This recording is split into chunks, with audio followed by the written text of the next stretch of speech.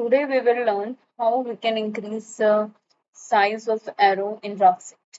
Right here we can see during measurement we're not able to see how much what will be the size of from where to where this 50 dimension is.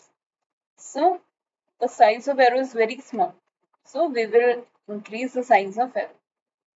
Go to right click on mouse, then go to option, then click on draft style, then click on dimension, then go to arrow option. Here we can see we will select closely filled.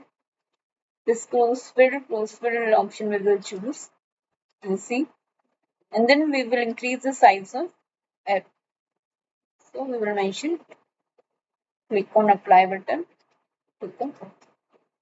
Now we can see the arrow from which to which direction dimension we have mentioned 50. We will measure the length of this rectangle.